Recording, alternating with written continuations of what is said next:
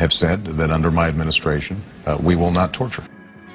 War crimes will be prosecuted. My view is also that nobody's above the law. Is there anything, Professor Yu, that the president could not order to be done to a suspect if he believed it necessary for national defense?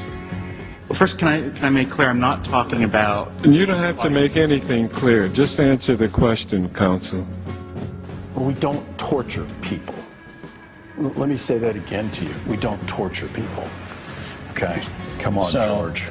We don't torture people. Khalid Sheikh Mohammed. We don't torture people. Waterboarding. We do not. I don't talk about techniques, and we don't torture people. I don't like torture. Although defining it is going to be a nice trick, but I mean, who's in favor of it? Nobody. I was aware of the program, certainly, and involved in helping get the process cleared. That is, the agency, in effect, came in and wanted to know what they could and couldn't do. And they talked to me as well as others to explain what they wanted to do, and I supported it. But the decision was made, and I frankly supported the decision. The President instructed us that nothing we would do would be outside of our obligations, legal obligations, under the Convention Against Torture. So that's, and by the way, I didn't authorize anything. Documents show that Condoleezza Rice had more of a role in authorizing torture than she previously admitted. Secret memos declassified by the Obama administration show that Rice approved a CIA request to subject terror suspect Abu Zubaydah to waterboarding while she was the national security advisor. The treatment of the detainees in Guantanamo Bay is proper, it's humane, it's appropriate, and it is fully consistent with international convention.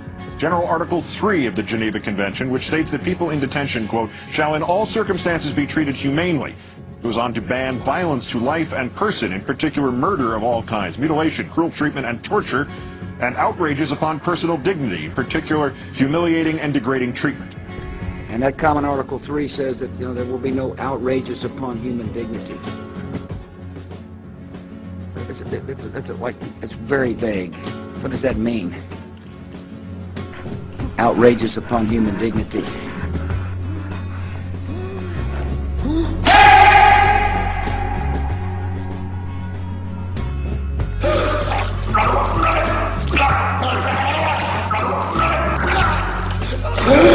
Waterboarding is misnamed. It should not be called waterboarding. That's just the device that we use. And that torturers have used throughout history. It should be called the drowning torture, and has been called the drowning torture in the past. If that was legal and within the law, why couldn't you do it at Guantanamo? Why'd you have to go to a secret location around the world? I'm not going to talk about techniques. So is waterboarding constitutional? If it amounts to torture, it is not constitutional. I'm very disappointed in that answer. I think it is purely semantic. Sorry. And we would find it acceptable if a U.S. citizen experienced the same kind of enhanced interrogation measures. Tim, it's not torture. I would not want a U.S. citizen to go through the process, but it is not torture, and there would be no permanent damage to that citizen. Anybody ever die in the interrogation program? No. I don't know that any of these items would be considered criminal. Are those humane treatments as that we should apply? Okay, the way one could, I imagine one could apply these things in an inhumane fashion, or one could apply them in a humane fashion. The general guidance. How could you force someone to be naked and undergo a 20-hour interrogation? It doesn't say naked. Removal of clothing. Removal of clothing doesn't mean naked. Removal of clothing is different from naked. We were not, I repeat, not told that waterboarding or any of these other enhanced interrogation methods were used. What they did tell us is that they had some legislative counsel, the Office of Legislative Counsel, opinions that they could be used. You said a minute ago that it was torture. Waterboarding is torture. I said it's not something we should do. Okay. Is it torture or not? I think it's, I can't tell you. CIA never taught brutal interrogation because it's counterproductive. I learned that in World War II. When the Nazis applied that kind of technique, all they got was either what they wanted to hear or the person died resisting. And you're not going to get accurate information that way. This government does not torture people. She said, this is Susan Crawford, who used to work for you, I understand, She right? worked in the department when I was there. Quote, detainee tortured, says U.S. official. Courtesy of Susan Crawford, the convening authority for the U.S. military commissions. She decides which cases go to the military commissions and which do not. Quote, we tortured Catani. His treatment met the legal definition of torture, and that's why I did not refer the case for prosecution. It was abusive and uncalled for and coercive, clearly coercive. So there it is, in black and white, from a Bush administration official. We tortured. She was, as I understand it, complaining about the way in which, or specifically the way in which they were administered. So it's entirely possible there was a problem in terms of how one specific prisoner was handled. I can't claim perfection. Do you believe that waterboarding is consistent with Common Article 3 of the Geneva Convention? No, sir, I don't. You believe it's humane? No, sir, I think it would go beyond that bound.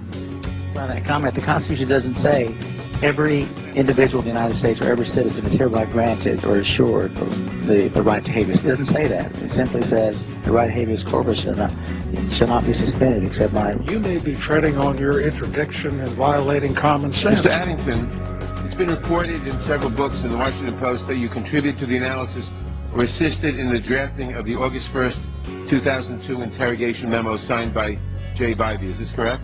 No. You had nothing to do with that?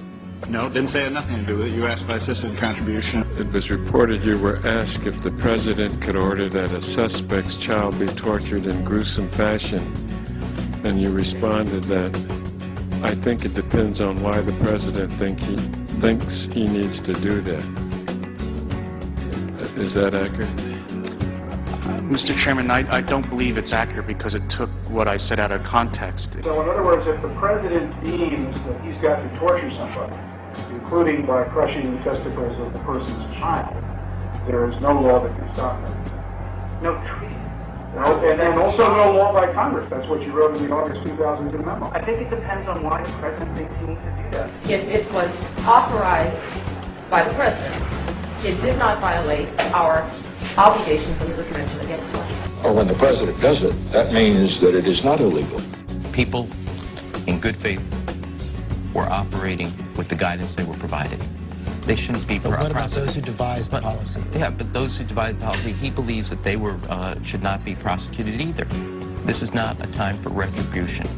It's a time for reflection. I don't believe that anybody is above the law. On the other hand, I also have a belief that we need to look forward as opposed to looking backwards. Mr. President, you're wrong. You talk about America's image around the world. The president has talked a lot about that as well. What signal does it send the world if potentially people in the Bush administration, as first, potentially broke the law? This administration is now saying we're too busy. There's a lot on our plate, obviously. This argument's been out there. But we're not going to. You said we can't look back, we want to look forward. The president also believes that rather than looking backward and fighting this backward, that it's important to move our country forward. That does not protect the president and vice president, and they're the ones and the people just below them who deserve to be investigated, and they must be prosecuted if they've committed war crimes, or we will shred 4 treaties and at least 4 statutes. And the problem here is that it wouldn't make Obama an apologist. It would make him an accessory. He would be preventing the investigation of war crimes. How could he go from that and say that he's all about the rule of law? Well, criminals will be punished, and it will be no defense to say I was just following orders.